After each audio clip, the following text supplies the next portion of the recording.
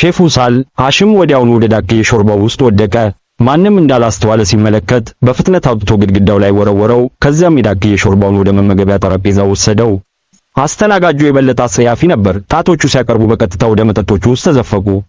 ቾፕስቲክስ በጭራሽ አይታጠቡም፣ በጨርቅ ብቻ ይጸዳሉ። አጥንቶች በቀጥታ ወደ ወለሉ ይወረወሩ ነበር። ይህም ቦታውን ወደ ሩቅ ውሻ ገነት ቀይሮታል። አንድ ደንበኛ የሽንት ቤት ወረቀት ሲጠይቅ አስተናጋጁ ከቅባት ጨርቆች የበለጠ ቆሻሻ የሆኑ 2 ፎጣዎችን ወረወረ። በጣም የከፋው ክፍል በዳክዬ ሾርባ ውስጥ የተገኘ በረሮ ነበር። አንድ ደንበኛ ከእንግዲህ መቋቋም ባለመቻሉ ባለቤቱን አነጋገረ።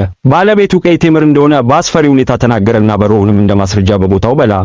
ደንበኛው በጣም ተናደደና የሾርባውን ጎድጓዳ ሳህን ያዘ፣ ለምርመራ ለመላክ አስቦ። እንደ ዕድል ሆኖ ሼፉ በፍጥነት መሬት ላይ ዘይት አፈሰሰ። ደንበኛው ተንሸራቶ ጎድጓዳ ሳህኑንና ማስረጃውን ከሱ ጋር ሰበረው። የጥብስ ዳክዬ ሱቅ በዚያን ጊዜ ከአደጋ ለማምለጥ ችሏል። ሆኖም ግን የጤና ክፍሉ ቅሬታ ተቀብሎ ሱቁን ለመመርመር ሲመጣ አንድ ቀን ችግር ተፈጠረ።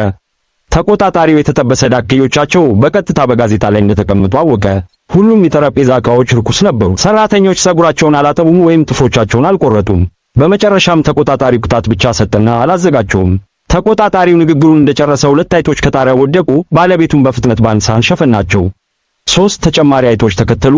ሰራተኞቹም ወዲያውኑ በሳህን ሸፈኗቸው። ተቆጣጣሪው ሰራተኞቹ ምን እያደረጉ እንደሆነ በፍጥነት ጠየቃቸው። ሰራተኞቹ ዮጋ እየተለማመዱ እንደሆነ ተናግረዋል። ሆኖም ፈተናው አላለቀም። ቁጥራቸው እየጨመረ የመጣ አይጦች ወደቁ።